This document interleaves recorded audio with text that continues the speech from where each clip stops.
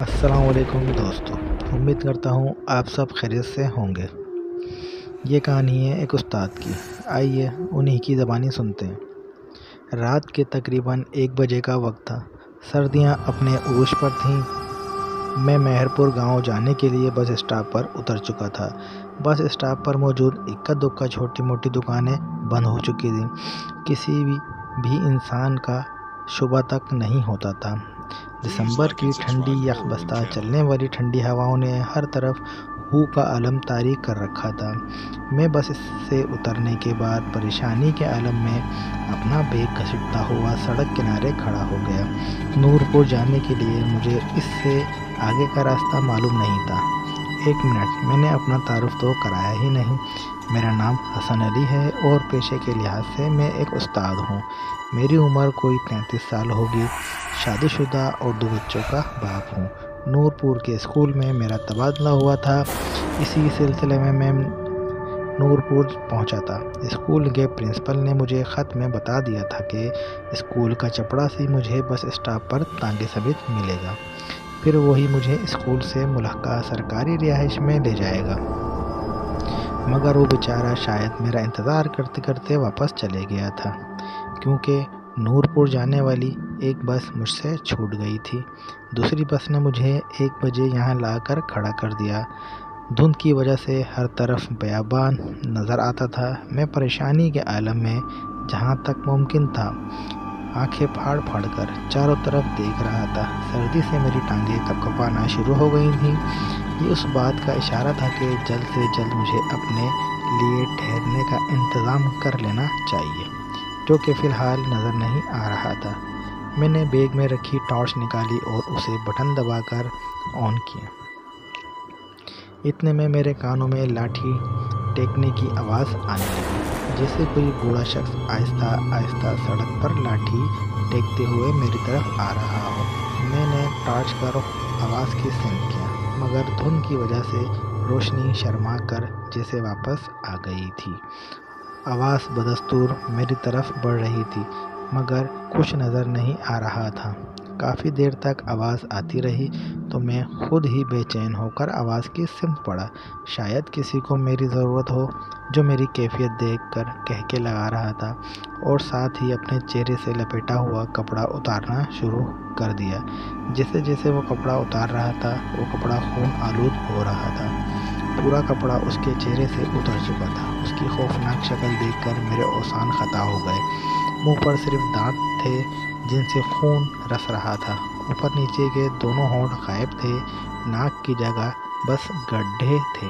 ऊपर से उसकी शैतानी हंसी जो मेरी जान निकाले जा रही थी, और उसके गलीज चेहरे को और भयानक। मैंने जल्दी से बैग छोड़ा और टॉर्च हाथ में लिए चीखता चिल्लाता सिमत का तयन किए बगैर भाग खड़ा हुआ। जब से भागा था तब से वो शैतानी बला नज़र नहीं आई थी।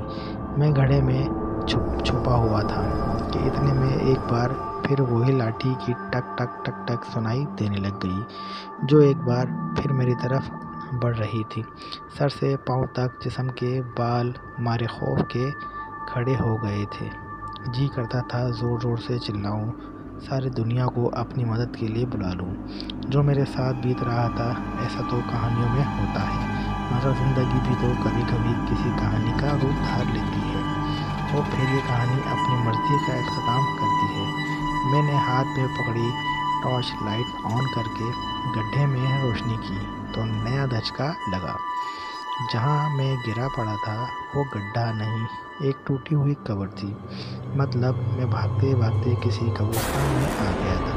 कब्रिस्तान का सोचकर खौफ की एक और लहर पूरे जिस्म में फैल गई। लाठी की टक टक टक टक की आवाज़ अभी भी आ रही थी कि यकायक एक हाथ ने मेरी गर्दन पकड़ी। हाथ का लम्स महसूस करके समझ गया ये वही शैतान बला है। खौफ के मारे मेरे चीख भी ना निकल सकी। हाथ में बला की ताकत थी। उसने मुझे तिनके की तरह गड्ढे से निकाल कर ज़मीन पर फेंक दिया।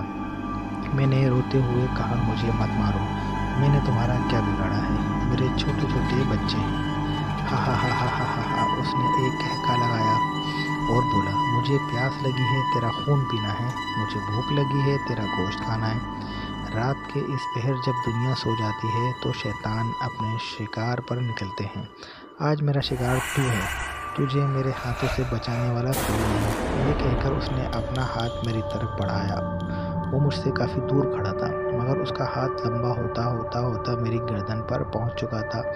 اس کے سخت کھردرے ناخن میری گردن میں چبھ رہے تھے۔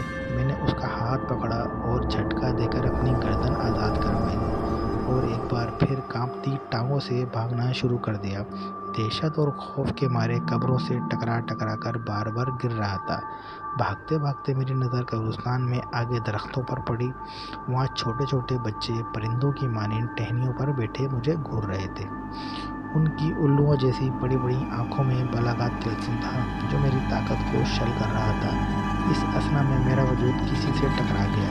پورا قبرستان میرے منہ سے نکلنے والی چیخوں سے گونج اٹھا۔ میں گر کر اٹھ کھڑا ہوا۔ سامنے جو دیکھا تو ایک سفید کپڑوں میں ملبوس نورانی چہرے والے ایک بزرگ کھڑے تھے۔ میں جلدی سے بھاگ کر ان کی طرف بڑھا اور چیخنے لگا، مجھے بچا لو، مجھے بچا لو، وہ شیطانی بلا میرے پیچھے پڑی ہے۔ اس بزرگ نے ہاتھ کی انگلی اپنے ہونٹوں پر رکھتے ہوئے مجھے خاموش رہنے کا اشارہ کیا۔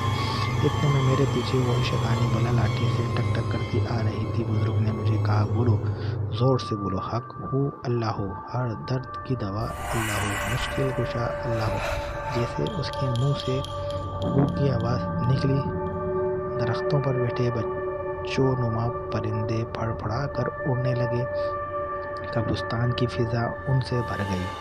وہ بوڑھا جو میرے قریب آ چکا تھا، بزرگ نے چیختے ہوئے مجھے کہا، بولو، حق ہو اللہ ہو۔ میں نے زور زور سے دیوانہ وار بولنا شروع کر دیا، حق ہو اللہ ہو، ہر درد کی دوا اللہ ہو، مشکل کشا اللہ ہو۔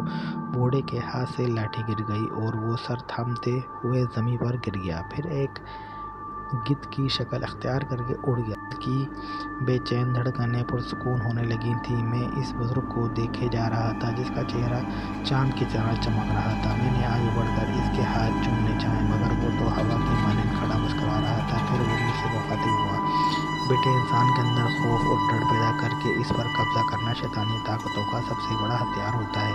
اپنے دل کو ہر وقت اللہ کے ذکر سے پرسکون رکھو۔ پھر ہوا کے جھونکے کی طرح وہ بزرگ بھی ہوا میں تحلیل ہو گئے۔ میں انہیں جاتے دیکھ بھی رہا تھا کہ میرے کانوں میں آواز پڑی، اللہ اکبر، اللہ اکبر۔ فجر کی اذان اور آواز تھوڑے فاصلے سے آ رہی تھی۔ میں آواز کی طرف چل پڑا۔ تھوڑی دیر میں ایک گاؤں میں داخل ہو گیا جس کے بورڈ پر نور پور لکھا ہوا تھا۔ مسجد کے امام صاحب سے اسکول کے چپراسی کا پتہ معلوم کر کے اس سے اپنے لیے الاٹ کیا ہوا گھر کھلوایا۔ میری حالت دیکھ کر وہ پریشان ہو۔ اس کو میں نے بس اتنا کہا کہ آوارہ کتے میرے پیچھے لگ گئے تھے، سامان والا بیگ بھی کہیں گر گیا ہے، بڑی مشکل سے یہاں پہنچا ہوں۔ اس نے مجھے اپنے گھر سے دھوتی اور قمیض لا کر دی۔ نہا